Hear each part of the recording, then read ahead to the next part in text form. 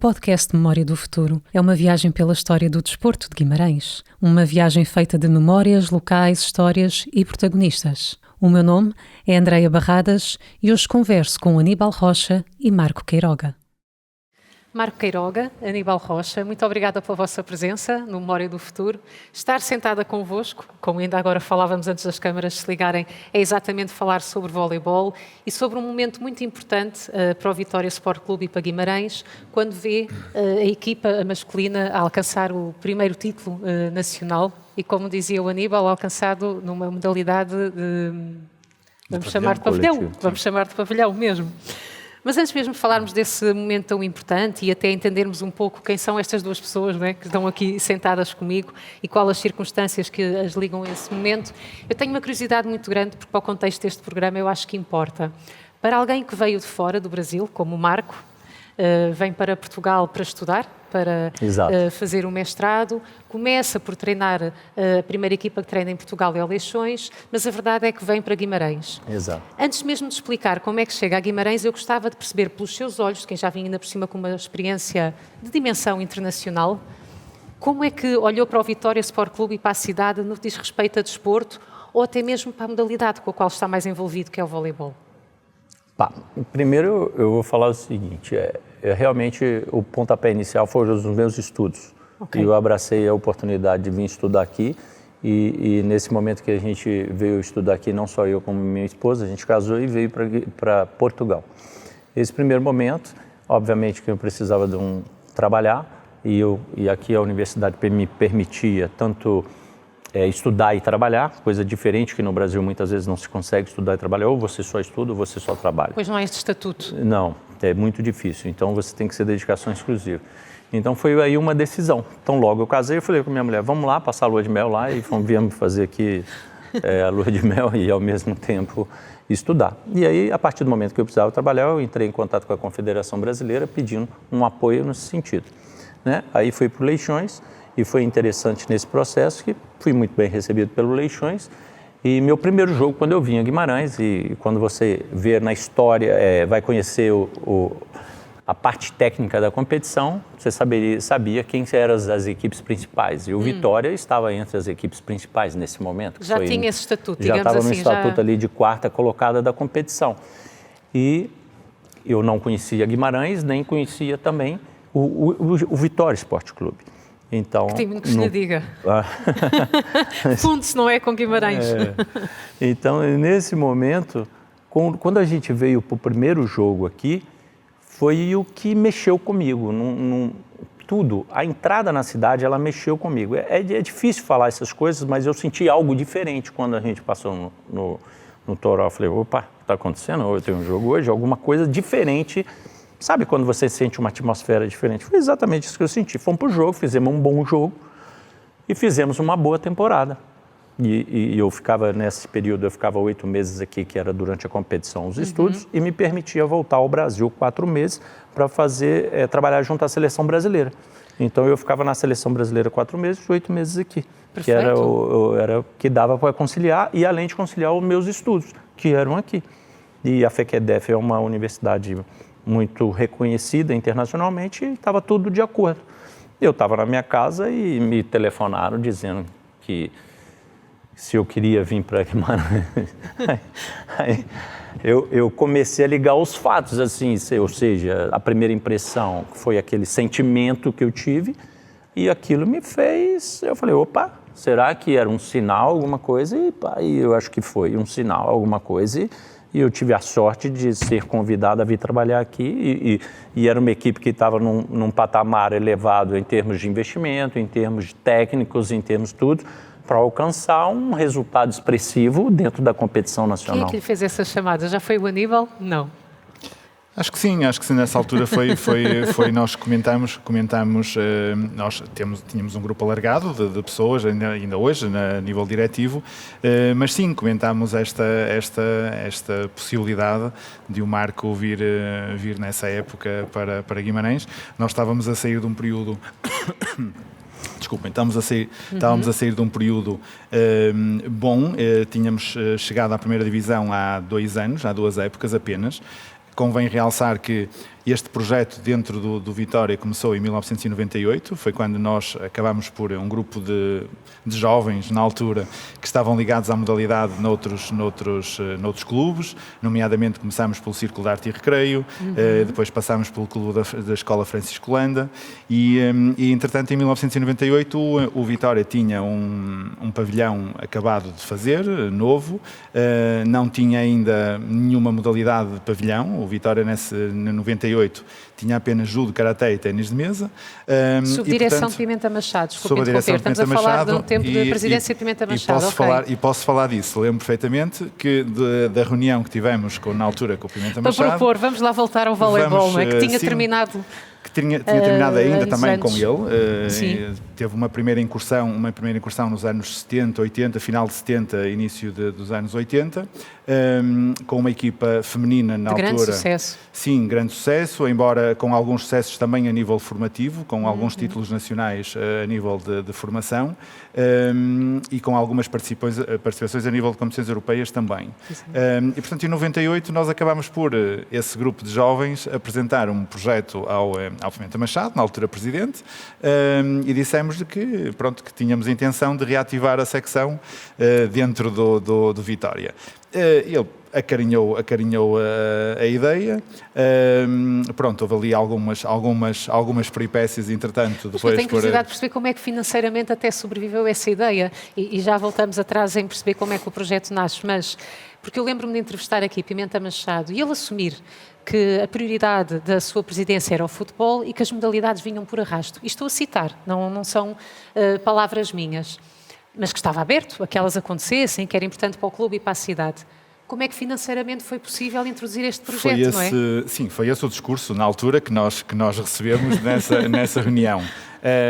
Obviamente que o nosso mote era o pavilhão, a instalação desportiva. Na altura, nós, jovens, um bocadinho sem pensar, entramos no projeto garantindo que o iríamos financiar. E, portanto, houve esse apoio burocrático, vamos chamar assim, por parte do Vitória. Isso sim, foi completamente disponibilizado pelo Presidente na altura, e que disponibilizou tudo que era a estrutura do clube para estar ao serviço também de uma modalidade. Mas tudo que era a área de patrocínios, tudo que era a área diretamente com a equipa, teríamos que de alguma forma trabalhar essa área. Foi-nos entregue depois, 2 anos mais tarde, a gestão do próprio pavilhão. A gestão do próprio pavilhão passou a ser da responsabilidade também do voleibol, que acabou por ser também ter alguma fonte de rendimento para a modalidade. Mas, só claro, que entretanto a modalidade começou a crescer de tal maneira que acabámos por ficar sem espaços para poder rentabilizar o espaço. E, portanto, tivemos que alavancar ainda mais a área dos patrocínios. E assim foi. Tivemos um grande parceiro no que foi o regresso do voleibol, que foi a Rodrigues e Camacho na altura, hoje a Camacho Engenharia. Foi um grande parceiro que acabou por nos ajudar neste lançamento da nova era do voleibol. Sim, Vitória. que é mesmo a nova era, porque ele já teria existido. Portanto, isto começou tudo em 98, com uma equipa masculina na 3ª divisão e com escalões de formação de base. Portanto, mesmo 8, 10 anos, foi por aí que nós começamos. Portanto, os 2 extremos da modalidade, séniores e escalões de formação. E escalões de formação nos 2 géneros, portanto, masculino e feminino. Okay. E depois, obviamente, com os anos a passar, fomos fechando e fomos evoluindo com mais escalões. Portanto, 98, 99 subimos à 2ª Divisão Nacional, na altura chamava-se assim, 2ª Divisão Nacional. O treinador era também um brasileiro, Rogério de Paula. Depois subimos novamente. Fomos para a primeira, na altura era a 1ª Divisão A2, era assim que a 1ª Divisão era dividida. Fomos campeões nacionais e subimos à 1ª Divisão no ano 2001-2002. Nesse ano, o treinador foi o professor José Moreira, era alguém que é muito conhecido na modalidade, a modalidade estava a crescer e nós tínhamos, de alguma forma, necessidade de a afirmar a nível nacional.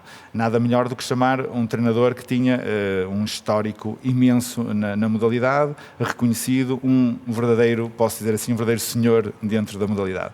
Esteve 2 anos connosco, colocou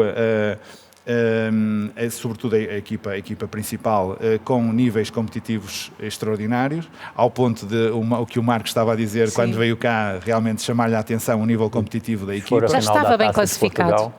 Vocês foram à final da Taça de Portugal com o professor? Eu penso que não. Foi em Santo Tirso, eu fui lá assistir. Quando eu tinha acabado de chegar ao foi a primeira final de taça que nós fomos, só que encheu Santo Tirso, exatamente. Foi ali que começou a minha ligação. Então já conseguiu perceber esse apoio do Vitória, essa dinâmica. Eu achei que estivesse muito aliado ao futebol ainda, mas quer dizer que o voleibol... Mas realmente eu, através do testemunho de Alan Cocato, que foi um dos jogadores que também teve a oportunidade de treinar, e já lá vamos a essa época, eu recordo-me inclusive dele dizer que viveu uma época do voleibol em Guimarães, que está muito ligada a vocês os dois, onde os jogadores de voleibol eram reconhecidos na rua, não só os de futebol. Sim, sem dúvida. Muito. Mas isso tem a ver com algumas dinâmicas que nós fomos introduzindo e de alguma forma diferenciadoras. Ainda hoje... De sentido comercial, Aníbal, ou não tanto? Também com uma componente economicista, claro, mas também com o lado da envolvência de jogadores novos que vêm para Guimarães.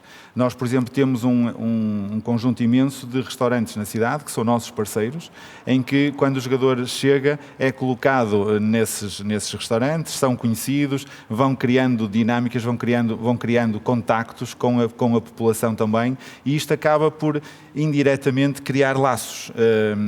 E é isso. Aliás, curiosamente, estes dias o Marco chegou e pessoas ligadas a restaurantes, o Marco conhecia vários, porque efetivamente havia essa ligação, ainda hoje há. Portanto, esta ligação dos jogadores que vêm para Guimarães deslocados com os vitorianos e os guimaranenses de uma forma geral, acontece também desta forma.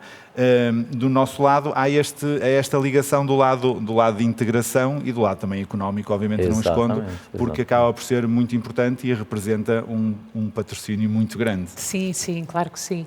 Marco, quando chega ao Vitória, e já percebemos que a equipa já estava num bom nível, sobretudo através do professor, qual é o seu plano inicial para tudo aquilo que veio a acontecer do tal momento de conquistarem o título? O primeiro ano, quando eu cheguei, a receita caiu em relação aos anos anteriores. Isso é verdade. Então eu já cheguei com uma dificuldade. Pois é. Já cheguei com uma certa dificuldade, mas foi muita dedicação, muito trabalho, e tinham jovens jogadores. O Nuno Pinheiro, que foi contratado com 18, 19 anos, tinham jovens jogadores, promessas que poderiam ser. O Alan Cocato veio com a mais experiência e sim, ali fomos adaptando os jogadores também. E neste momento outras equipes investiram mais do que nós, muito mais do que nós.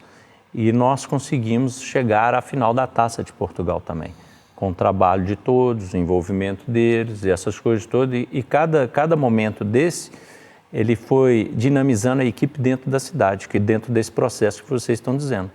Que é exatamente não só o fato de estar num restaurante, o fato econômico do processo, mas também o fato do resultado desportivo. Quando você tem resultado esportivo, de alguma forma, aquele que está no restaurante vai lá te ver. Claro. E também estimulava os jogadores, não? Eu acho que sentiam-se, eu vou dizer importantes, sem pretensão nenhuma, mas... Não, eu lembro que... É colocar psicologicamente ao nível do futebol os jogadores, quase, não é? E acho que isto para um treinador deve ser bom. Nessa altura havia três grandes adversários, digamos assim. Castelo da Maia, Sporting de Espinho e Benfica. Eram as três equipas. Não, nesse momento, quando eu entrei, tinha um Esmoriz que tinha contratado todos os jogadores, os principais jogadores de Portugal estavam no Esmoriz. Nós tínhamos uma grande vantagem que tínhamos, ou seja, todos os vitorianos sentiram o crescimento, ou seja, sentiam o voleibol como uma modalidade efetivamente que cresceu dentro do clube. E então acarinhavam ao ponto de o pavilhão estar sempre cheio. Com bancada, não é? Claro. Além da lotação, não posso dizer muito mais, mas além da lotação, exageradamente além da lotação, e que realmente era algo que ajudava aqui os jogadores, ao rendimento dos jogadores e também intimidava os adversários, obviamente. Ainda hoje... Eu tenho um testemunho, nós ficamos 2 anos sem perder uma partida dentro de casa. 2 anos, 2 épocas seguidas. Isto mostra o poder não é? Isto mostra o poder dos adeptos. De todo o contexto. À medida que a equipe foi melhorando tecnicamente, o apoio da diretoria e mais o envolvimento de todos da cidade. Quem vinha para cá jogar tremia de medo, não segurava, e era difícil mesmo, era muito, e o time crescia, sabia disso, ele dentro de casa era muito forte, muito claro. forte. Não, foram anos loucos mesmo, e realmente havia esse envolvimento de uma forma geral, havia toda a cidade que acabava por ajudar ao rendimento da equipa, não é? E foram muito interessantes. Agora, obviamente que havia o investimento de outras equipas que era extraordinariamente superior ao nosso. E nós realmente com trabalho, e mesmo no ano em que fomos campeões nacionais, também estávamos a falar e por isso é que acabam por haver algumas, mesmo em livros e tal, se falar um bocadinho disso, que éramos uma equipa de tostões e que ganhámos às equipas de milhões. E era um bocadinho esse espírito. Claro. Quando eu dei esse exemplo do Luiz Moriz, por exemplo, eu me recordo que nós teríamos uma partida aqui no sábado, pelo Campeonato Nacional, e a quarta de final para a taça, semifinal para a taça. Aqui nós perdemos feio, foi 25-15, 25-16, tudo.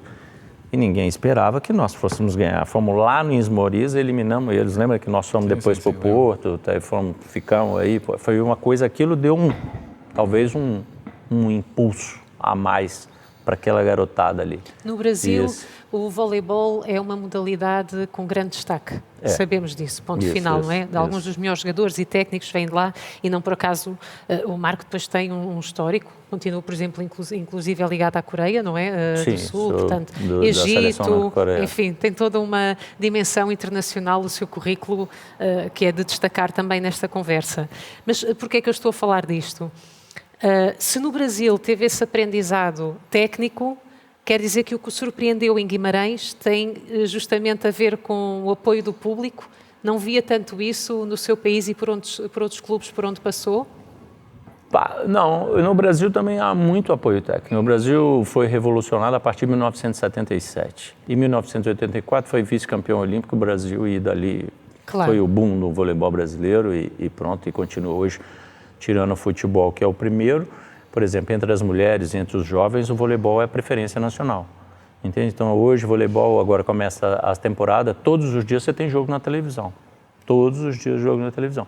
Então, o Brasil tem esse boom também. E hoje o Brasil é tão forte em termos de cobrança quanto no futebol. O voleibol hoje está muito cobrado. Eu acho que aqui a diferença para mim foi que eu moro numa cidade grande e aqui é uma cidade pequena e uma cidade que eu comecei a perceber os valores que a população dá a este clube. Então, assim, tentei explorar um pouco como tirar um proveito dessa situação, entendeu? Assim, como nós podemos criar a paixão desse público à modalidade ou às modalidades amadoras, por exemplo, certo? Como eles podem nos apoiar. E eu posso até te contar algumas coisas que eu explorar. Por exemplo, após a primeira temporada, eu já comecei a me adaptar mais à cidade, comecei a me adaptar mais ao clube e tudo. Então, o que eu fazia? Quando eles contratavam, o Aníbal e os diretores contratavam os jogadores, muitas vezes os jogadores lá de fora pensam que vir jogar em Portugal seria mais fácil, mas não. É tão competitivo quanto. E nesse momento, em 2002, o Portugal foi o 8º lugar no Campeonato Mundial. 8º lugar no campeonato. Então, estava vindo um número de jogadores de muita qualidade e subindo. Então a modalidade aqui começou a subir também. Mas essa subida dá-se com a mistura de jogadores vindos de vários países ou estamos a falar ainda de uma dimensão de vários com jogadores, eu acho que sim, porque portugueses? Você aumenta a qualidade técnica da competição. Essa mistura, e tinha uma política de valorizar o jogador português e veio o treinador cubano que fez um processo junto com os jogadores a longo prazo e foi evoluindo e a equipe foi conquistando o espaço dela no cenário internacional. E isso, uma das coisas que eu fazia assim, chegava o jogador, a primeira coisa que eu pedia ao Anil, eu falei, me arruma jogos do futebol, me arruma bilhetes para o futebol, preciso no jogo de bilhete. Chegava os bilhetes, chamava os jogadores, vem cá comigo. E iam no meio da claque. Então, colocava os jogadores no meiro da claque. Isso é quase uma praxe, não é uma experiência. Só para sentir o ambiente. Aí punha lá no meio da claque, aí o pessoal, Queiroga, esse ano vamos ser campeão. Eu falei, vamos aqui, ó, já trouxe 1, 2, 3, aí, ó, tá tudo aí, ó. Aí os jogadores já olhavam assim, Queiroga, vamos ser campeão. Vamos, esse ano é campeão. Vocês estão vendo, né? Está escutando. Aí já começava a sentir desde o primeiro momento para dedicar essas coisas. E agora, quando eu voltei, nesse momento, a primeira coisa que eu falei com o time foi, nós precisamos entender, por exemplo, que a nossa equipe hoje vão ter 4 nacionalidades, português, brasileira, egípcias e argentina. Então, são culturas diferentes e nós temos que ter uma identidade cultural da equipe. E, além disso, nós temos que entender a cultura do clube e a cultura da cidade para sabermos interagir dentro desse processo. Então, essa foi a primeira palestra minha para as jogadoras, sem falar em parte técnica, sem falar em parte tática física, foi exatamente sobre isso. Nós temos primeiro nos entender, criar uma identidade interna e entender o que significa o Vitória para a cidade e o que significa a cidade para o Vitória. Ou seja, vocês precisam entender no contexto que estão inseridos para saber como se comportar aqui dentro. Sabe porquê que eu toquei neste assunto? Porque li numa frase sua, numa entrevista, e já agora deixe-me só recorrer aqui à cábula. Jogar a Vitória. O Vitória entrou na minha vida e nunca mais saiu. O Vitória é um clube diferente. Ora, eu quando li esta frase disse, meu Deus, um homem que passou pelo Peru, pelo Egito, pela Coreia, Brasil e não sei o que mais, desculpe se é falha minha da pesquisa, porque é que foi o Vitória o clube que nunca mais saiu da sua vida? Acho que é por tudo isso que acabou de nos dizer, não? Não, isso tem tudo a ver. São coisas... Como assim? Eu era apaixonado pelo futebol. O meu time é o Cruzeiro. Então, eu era apaixonado pelo futebol. Ok. Mas o futebol me decepcionou algumas coisas quando eu comecei a entender o contexto. O negócio, não é? O negócio. O negócio do desporto. Ele me decepcionou. Além de me decepcionar esse contexto, porque eu tinha um futebol como um esporte. Os princípios que foram me dados na infância eram os princípios de valores do esporte. Então, eu acreditava em tudo aquilo. Mas, na realidade, é o módulo corporativo, é o sistema corporativo. Mas, quando você é criança, jovem, você vai entender o processo disso aí, você toma alguns baques nisso. E o meu sonho era ser jogador de futebol. Pronto. E na Copa de 78, quando o Brasil perdeu para a Argentina, o Peru vendeu a Copa para a Argentina e o Brasil tinha um saldo de 4 gols. O Peru entregou 6 gols e a Argentina foi para a final da competição e foi campeã mundial porque a Copa era na Argentina. Então isso me baqueou. Nesse momento eu não largava a bola, não era futebol. Isso me baqueou um pouco. Outra questão foi meu pai, que era tão apaixonado pelo clube, acabou falindo ali por causa das situações. Tinha uma loucura total, sabe? Então, daí, o que passou é que eu também mudei para um bairro que não existiu futebol de campo, mas existiu as modalidades amadoras. E eu entrei para esse bairro e comecei a jogar voleibol. Então, acabei caindo totalmente para o voleibol. Apesar de depois voltar a jogar futebol. Ainda no Brasil? No Brasil, voltar a jogar em times profissionais, pouco assim. Okay. E daí fui fazer a universidade. Aí fui fazer a universidade. Do desporto? Do desporto para trabalhar. E a paixão era do voleibol. Por que o voleibol, Aníbal? Por acaso tive curiosidade. Quando li o seu currículo profissional, mas porquê que o Aníbal tem esta importância tão grande no voleibol que tem? Desculpa, a pergunta não é assim. Porquê o voleibol e não outra modalidade? O que é que o liga ao voleibol? Ainda por cima... Porque pela minha pesquisa e algumas entrevistas tive a oportunidade de fazer aqui, percebi que a tradição do Vitória Sport Clube, no que diz respeito ao voleibol, tinha muito a ver com o feminino. Também o desporto corporativo, traz-nos essa herança, a libertação da mulher na sociedade, não é? Ser vista de outra forma a partir do desporto, jogar com saias curtas, castanhas da Xavi e coisas por aí em diante. E eu pensei, o Aníbal com este currículo que tem, até de sentido mais empresarial, não é? Engenheiro, digo, porquê o voleibol? O que é que o liga ao voleibol? Eu acho que nem eu sei. Eu tive uma passagem muito curta na minha infância pelo voleibol como jogador, no Desportivo Francisco Landa na altura. Okay. Com o professor Renato Rovina. Que já aqui esteve, grande senhor. Pronto, e depois, por ligações de amizade, comecei a aparecer, vamos dizer assim, mais no seio do associativismo, no Círculo de Arte e Recreio, depois mais tarde no Convívio, mas noutra área, mas essencialmente no Círculo de Arte e Recreio, em que fui criando algumas ligações ao desporto naquele geral, período, claro. mas ao desporto sempre na área organizativa. Cabeça de engenheiro, lá está, não é? Pois, pensar nas coisas. Foi um bocadinho isso, fomos organizando, fomos dinamizando as modalidades dentro do Círculo de Arte e Recreio, que também tinha uma tradição muito grande naquilo que é o desporto em Guimarães. E então as coisas aconteceram naturalmente. Fomos fazendo algumas equipas de formação, essencialmente lá de voleibol. Tivemos algumas inscrições na 3ª Divisão Nacional e depois fui criando amizades nesta modalidade. Pois, claro. Depois a coisa foi acontecendo naturalmente, portanto. Se me perguntar o porquê, nem eu acabo por ter uma resposta direta. Sim, não foi atleta, por exemplo, não havia ali uma ligação emocional sequer ao projeto. Pronto, depois havia efetivamente alguns amigos que nós na altura criamos pelo voleibol e que acabaram por se juntar também à área organizativa, que acabaram por alavancar todo o projeto. Obviamente todo este percurso não é obra só minha. Há aqui uma quantidade nomes que temos de falar hoje, sem dúvida. Uma quantidade de dirigentes que acabaram por passar desde o Círculo de Arte e Recreio até aos dias de hoje, que de alguma forma eu acabei por conseguir juntar e que muitos deles, mesmo com a minha saída do Vitória, continuaram a levar o barco para a frente e hoje efetivamente já é um barco muito grande. E este conjunto de pessoas há 3 anos esta parte, resolvemos juntar todos e voltar a dar um impulso diferente à modalidade no Vitória. Em que circunstâncias surge essa volta, não é? Esta vossa decisão. Eu também, mas se calhar até antes disso até tenho alguma curiosidade de perceber o que é que se passava muito nas vossas conversas a portas fechadas que vos levou ao momento da conquista do primeiro título nacional.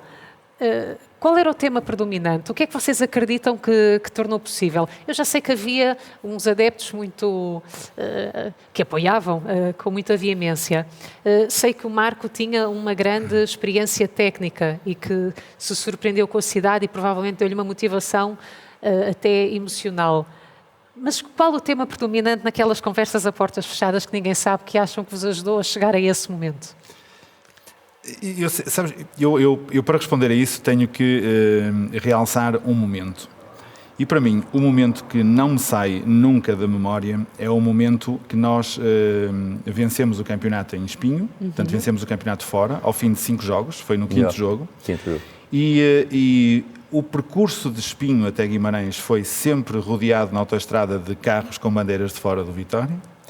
E quando chegámos a Guimarães, pura e simplesmente fomos barrados na rotunda, que já não existe, quer dizer, existe, mas de uma forma diferente. Lá na portagem, a seguir à portagem da autoestrada, fomos completamente barrados. A rotunda estava inundada de pessoas. Chovendo, frio e chuva. À chuva. Todo mundo do lado de fora. Fizemos o percurso de autocarro na circular até a entrada da cidade, completamente a circular, completamente rodeada de carros e bandeiras. Portanto, é mesmo há vídeos disto. Portanto, não estou. Um momento do propriamente conversas que possam ter sido. Só estou a realçar o momento aqui verbalmente. Lembro-me que ao chegar à entrada de Guimarães, recebi uma chamada do presidente então, o presidente Emílio Macedo da Silva, e perguntava-me onde é que nós estávamos. E eu dizia-lhe, estamos a chegar a Guimarães, vamos passar pelo Toral. Aquela obrigação de passar pelo Toral. E a resposta dele, olha que não vais. Eu assim, não vou, Toral é o sítio que temos que passar, que é obrigatório. E ele, não estás a perceber. Eu estou no pavilhão e estão mais de 4.000 pessoas no pavilhão à vossa espera. Claro que eu disse, vamos já para aí. Pronto, nesse momento invertemos o trajeto, fomos... Mas esse vamos já para aí demorou 2 horas. Sim, provavelmente. Porque eles não deixavam o ônibus caminhar. As pessoas estavam na rua, as pessoas estavam na estrada, não passava. Foi bibi, bibi, bibi, ia buzinando e pum. Não tinha jeito. Demorou 2 horas para essa informação. O trajeto naquele arruamento em frente ao pavilhão demorou imenso tempo porque estava muita gente para querer comemorar connosco o título. Isto para dizer o quê? Este momento faz pensar tudo para trás e faz pensar assim, o que é que levou a isto? Ou seja, percebemos que efetivamente a importância que nós tínhamos, claro, a importância que dar um título ao Vitória e à cidade, o quão importante foi. E só naquele momento é que nós tivemos essa percepção. Para lá chegar, foi um percurso um bocadinho normal. Nós naturalmente queríamos vencer, o apoio era fundamental. Sim, e económico e de adeptos existia, não é? As conversas eram neste sentido, eram sempre querermos fazer mais do que aquilo que efetivamente tínhamos consciência, em bom rigor, e posso dizer isto a esta distância, tínhamos consciência das equipas que tínhamos e do limite que nós tínhamos, porque efetivamente todas as outras equipas que nós defrontávamos eram claramente muito melhores que nós. Exato, mas também o que alimentava a gente é o envolvimento que ia acontecendo dentro da própria cidade, entende? Então, isso motivava os jogadores, era quase metade do seu trabalho. Marco, é ingrato dizer isto. Eu tive muito trabalho também.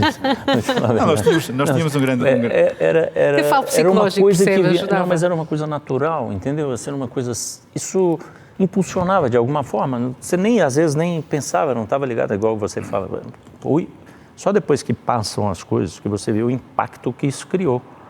Como é que você começa um projeto desse, do nada, e depois vê uma cena como essa ao final de um título? E em poucos anos, ainda por cima, não é? Então, ao final, talvez você comece um projeto e você não tenha noção do que isso vai causar, mas causou um impacto tão grande, significativo nas pessoas, não é só os que assistiram, até os que passaram pelo processo. Até os que nos ajudaram com tudo, todas as pessoas têm um grande valor, os funcionários tiveram um grande valor, todos os diretores, todos os presidentes, isso é um processo que não foi da noite para o dia. 98 e fomos campeões em 2008. Certo. Não é isso? Certo, 10 anos depois. É que época 2007, 2008. Ou seja, acabámos por... Aliás, há um célebre artigo do Jornal Público que diz 10 anos desde o reativar da secção até à Liga dos Campeões. Porque isso depois também é outra história. A RTP também cobriu esse momento, também imagens. Sim, e lembro perfeitamente. Nós acabámos por, de alguma forma, também, sem falsa modéstia, marcar a modalidade a nível nacional. No dia, em Espinho mesmo, no dia que fomos campeões nacionais, eu liguei ao Presidente da Federação e disse-lhe, acabámos de ganhar o Campeonato Nacional e queremos ir à Liga dos Campeões. E quase que do outro lado assim, não, isso é impossível, nenhuma equipa portuguesa foi, tu tens consciência do que é que isso representa? E nós não, eu quero ir, é um compromisso que nós assumimos internamente, que no dia que fôssemos campeões nacionais queríamos ir. E efetivamente isso aconteceu, com bons resultados no ano seguinte, e fomos até hoje, e este é algo que ninguém nos tira, a primeira equipa portuguesa a participar na Liga dos Campeões da modalidade de voleibol masculino. Tecnicamente, Marco, que nomes importam destacar dessa grande época 2007-2008? Jogadores, o apoio que teve? Tecnicamente, o que a gente fala é o seguinte, nós passamos por diversos momentos difíceis, certo? A partir do momento que a equipe se uniu, conseguiu se unir, cada um teve uma importância muito grande. E a gente fez isso pelo Vitória, independente dos problemas que tínhamos no período, não. Nós fizemos isso pelo Vitória, pela toda a trajetória que a gente vinha passando. Que minha trajetória já era o 5º ano. Minha trajetória já era o 5º ano dentro do clube. E a cada ano você se identificava mais com a cidade, identificava mais com o clube, identificava mais e criava mais vínculos aqui. Então, eu acho que a grande parte técnica é o envolvimento de todos no processo. Até jogadores que talvez, igual por exemplo, Pedazenha, que era um adversário e que foi uma cartada do Vitória, trazê-lo para instigar, e no momento foi assim esses gajos estão loucos, essa coisa toda, e depois foi um grande jogador muito importante para o processo nosso. Alan Cocato é um jogador muito importante, mas não podemos destacar podemos destacar o envolvimento do que foi acontecendo ao longo do processo. Nós sabíamos que eram fortes, um momento tivemos mal por causa de problemas extra-campo, mas a equipe, a gente conseguiu se unir e esquecer os problemas extra-campo e ir crescendo aos poucos. E depois o seu Emílio também deu um apoio ali no final, ele percebeu a situação, nos deu um apoio e ali ajudou bastante. Mas para mim é a cidade, é o clube mesmo que foi envolvendo, sabe? É exatamente quando eu digo para você que eu moro em Belo Horizonte, numa cidade que é muito grande, não tenho esse envolvimento com o esporte. Eu voltei a ir para o campo de futebol aqui, em Guimarães. Eu não vou no Brasil, eu vou aqui. Engraçado. Bem engraçado, eu voltei a torcer para o futebol aqui, não lá. O meu time vai lá, ganha, tá ok. Aqui não, aqui eu xingo, eu brinco, vou lá, eu acompanho, igual nós fomos agora, domingo. Já agora, foi ao futebol, já chegou. Já cheguei de viagem, já foi o mesmo dia à noite. Já, sim, cheguei de manhã à noite, estávamos no campo e deu de futebol. sorte, deu sorte. Já deu. Mas é isso, esse envolvimento, sabe, assim, talvez a cultura local nos leva a fazer isso, alguma coisa é o estilo. Eu gostei do estilo da cidade, gostei das pessoas, gostei, e é por aí. O que vos faz então voltar, porque há bocadinho fiz esta pergunta, interrompi porque achei que era interessante dar um contexto e o Aníbal começou logo a rir-se. O que vos fez unir novamente em torno do voleibol? Eu bem sei que hoje em dia provavelmente a modalidade não tem o impacto na cidade, por exemplo, do relato que acabou de me dar, não é? Quando venceram, não o título sequer, quando venceram um jogo. Não, essa foi o título. O título, sim, mas o jogo já eram muito apoiados também. E eu digo assim, ok, eu sei que hoje em dia o voleibol não tem esta dimensão em Guimarães. É por isso que vocês se decidem unir novamente, pela memória desses bons tempos, ou são outras motivações? Não, há aqui dois momentos importantes. Há um momento que a minha equipa, vou dizer assim, voltamos ao Vitória em 2021, vínhamos de uma pandemia, de um pavilhão sem adeptos, e que acabámos por estar novamente quase a começar do zero todo este processo. Depois... Este ano nós tivemos este percurso com um treinador na equipa feminina, que acabou por sair, curiosamente em sentido inverso àquele que o Marco na altura veio para cá, portanto para o Leixões. Palavras do Marco, provavelmente eu liguei com o Marco no dia certo, à hora certa. Eu tinha acabado, na verdade, eu tinha uma vida junto ao Egito. Eu era coordenador técnico, head coach do Egito. E me convidaram para ir para a Coreia. Eu, vou mudar. Me deu um estalo e mudei. Estava muito bem no Egito, mas resolvi mudar. Mudei. Só que eu trabalho junto às seleções, no período internacional, eu estou lá de competições internacionais de seleções, eu estaria lá. E quando eu pensei nisso, eu pensei, porque o Egito não me permitia ter clubes, que eu tinha mais tempo, além do período internacional, ficar mais um período, eu ficava tipo 7 meses no Egito por ano e pronto. E a Coreia me permite, eu tenho que estar no período internacional, então 4 a 5 meses por ano. Pronto. Eu posso arrumar um clube no Brasil, ficar mais próximo da minha família, posso isso. Em 2000, após a pandemia, o Gilson me ligou perguntando sobre uma atleta e eu estava também, por causa da pandemia, estava sem nada no Brasil. Eu falei, se vocês quiserem que eu volte, eu tenho um sonho de voltar para o Vitória algum dia. E ali começou um estalo, naquele momento, não deu certo. E pronto, aí na hora que eles me deram chegou uma... A Coreia me permitiu ir para clube, então a minha ideia talvez fosse ficar no Brasil. Mas quando eles me procuraram, eu falei, estou voltando. Há ali um instinto logo, né? Toda aquela experiência pessoal que passou, porque eu também gostava de entender isso mesmo, né? Qual a dimensão que todo este momento, e porque as coisas não se repetem, a história que agora vão escrever é outra e pode ser igualmente bonita, não é? Nunca se sabe. Exatamente. Mas numa dimensão pessoal e até profissional, todas estas experiências, não é? Andar atrás de patrocínios, motivar os jogadores, deixar a sua casa, depois tantas culturas que também teve a oportunidade de conhecer já depois deste momento do Vitória. Hoje em dia, quando refletem nesse momento, e porque eu também vos estou a obrigar a isso, faço esse convite, o que é que ficou de mais importante nas vossas valências até pessoais e profissionais? Porque é sempre interessante unirmos o desporto a este tipo de pergunta, eu acho, porque o desporto somos nós, não é? Que fazemos, não é? É o homem que se entrega de cabeça ao corpo. Não podemos esconder que todas as áreas, todos o desporto, e o desporto particularmente é feito de contactos, é feito de pessoas, e eu valorizo muito as amizades que ficam, os conhecimentos que ficam. Hoje temos curiosamente, muitas pessoas até acham estranho amizades que nós ficamos com árbitros, por exemplo. Pois, não era comum. que é curioso, mas pronto, hoje valorizamos muito estas amizades e as pessoas que nós conhecemos, nomeadamente com o voleibol.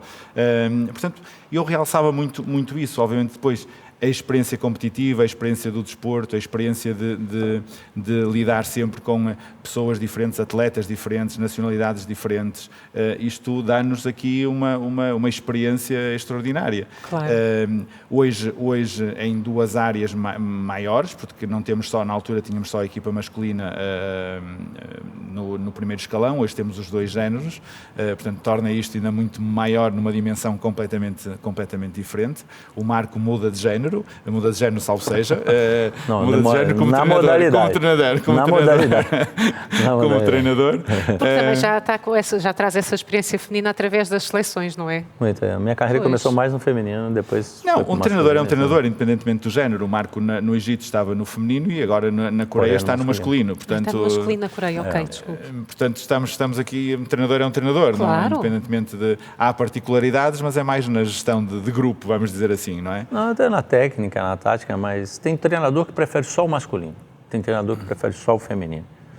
A minha carreira foi para os dois lados o tempo inteiro e foi o que foi acontecendo e foi me adaptando sempre e, graças a Deus, deu tudo certo.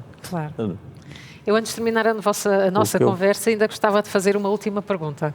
E esta dirijo aos dois. Tá bem. Guimarães, que significado tem para vocês? Para mim? Uau!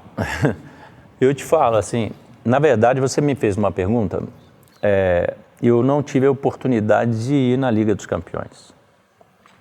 Eu não tive. Foi um momento, são momentos na vida que a gente toma decisões. Então eu tomei aquele momento, o momento de vir a Portugal foi um outro momento na minha vida também. Então esses momentos, às vezes, toda decisão, ela tem consequências favoráveis, você vai ganhar por um lado e vai perder do outro lado, isso é normal. Mas eu achei que o fato de eu ter casado e vir para cá, o fato de eu ter... minha filha morou aqui 2 anos e pouco, tudo, e de eu ter sido muito bem recebido, ter tido sucesso de alguma forma, né? Então isso é uma marca muito forte, seja ela pessoal, seja profissional. E sempre. Uma vez eu disse aí que eu fui como se diz, eu fazia uma publicidade de Portugal e de Guimarães, principalmente. Eu consegui tirar um amigo meu de uma viagem para Paris, Milão e tudo. Eu falei, não, você vai a Portugal, você vai passar 20 dias em Portugal. Fiz um roteiro para ele. Então, assim, existia, desde quando eu saí daqui, eu falei, não, quando eu aposentar, eu vou morar em Portugal. Eu vou morar em Portugal, eu queria morar aqui. Eu me sinto bem aqui. Eu gosto de cidade pequena, minha cidade é muito grande. Então, sabe, aquele negócio tem... eu gosto das pessoas, eu gosto de lidar com as pessoas. Então, quando você perguntou por que, eu sempre fiz projetos familiares e profissionais. Eu tinha um problema que eu não queria ser só o profissional e deixar a família de lado.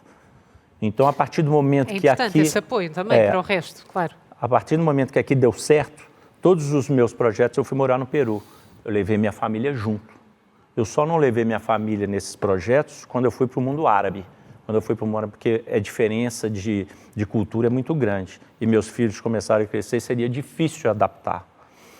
Então, assim, nesse momento... Aí eu falei, não, está na hora. Se eu tivesse a oportunidade, e a Coreia me possibilitando isso, eu falei, está na hora. Se eu tivesse a possibilidade, eu vou voltar. Eu vou voltar.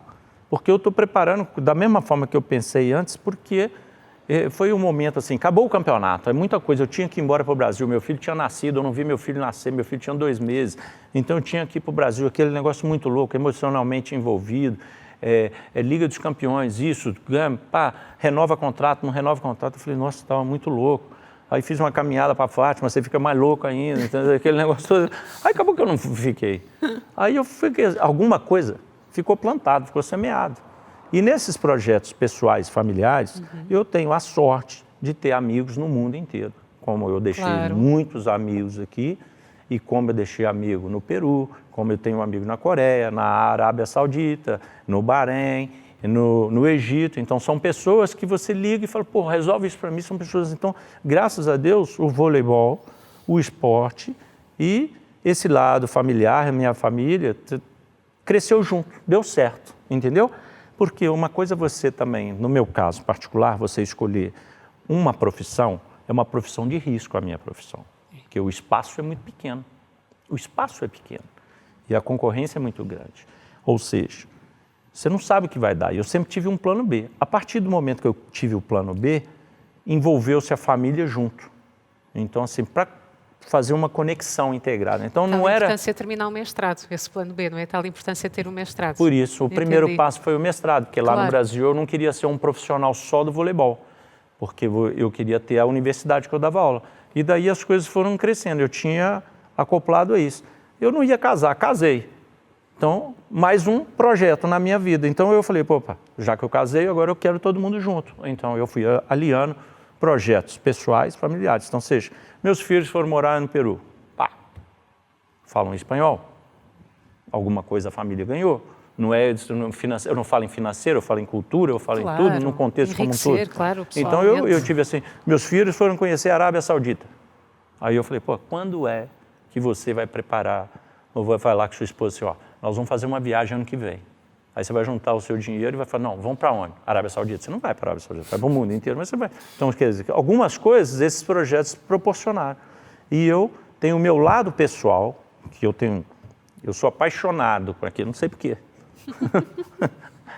Não é? Eu sei, é por essa questão, por todas essas questões. E isso passa sobretudo por Guimarães, não é? Portugal passa por Guimarães para si, tem tudo sim, a ver com Guimarães. Eu vivia praticamente aqui. E o Aníbal, que tem esta dimensão de cultura e de desporto ligada à cidade e outras coisas, não é? Pessoais, que aqui não interessa referir, que significado tem Guimarães para si? Guimarães é uma cidade muito especial e eu que agora trabalho fora, todos os dias reconheço a importância que Guimarães tem na minha vida e é algo que é difícil de explicar. As pessoas de Guimarães, a forma, por exemplo, como recebem, nomeadamente na questão desportiva, recebem aqueles que vêm de fora para integrar, independentemente do Vitória ou não, na cidade.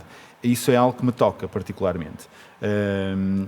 Ou seja, vai muito para além daquilo que é a história de Guimarães, o bairrismo, por exemplo. O Dr. Jorge Sampaio dizia numa cerimónia do 24 de junho, há muitos anos atrás, que em Guimarães não há bairrismo, existe patriotismo de cidade.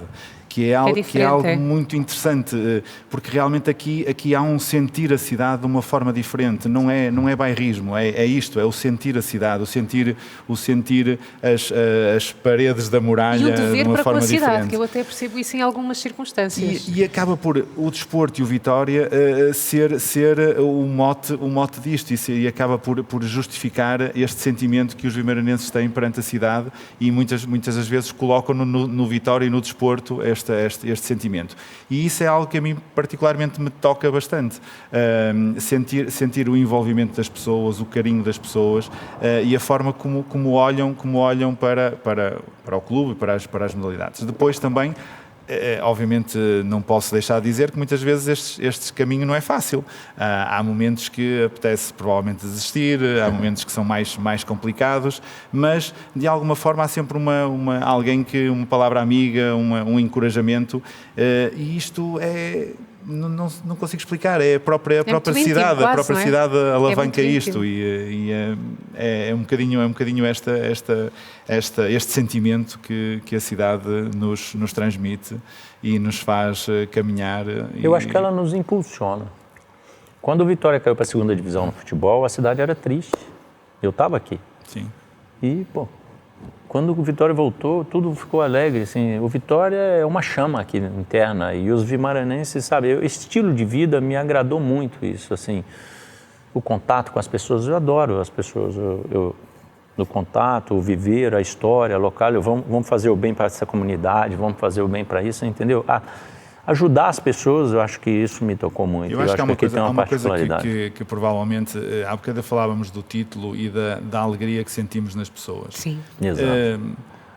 O título não é nosso, nós tivemos uma pequena parte disso. Acho que a minha maior alegria foi sentir a alegria dos outros para com o título que foi possível conquistar. E isto é uma coisa que é difícil de explicar. Não, e marca, vocês nunca se vão esquecer, isso na vossa vida será sempre um marco. Nossa, é um bocadinho isso, é ver a alegria no gosto das pessoas, ver o impacto que aquele título teve, acaba por ser o nosso maior reconhecimento e aquilo que é a nossa maior alegria. Fica na memória do futuro a história de como foi possível chegar a esse título através do vosso testemunho. Muito obrigada. Obrigado. Obrigado também pelo convite.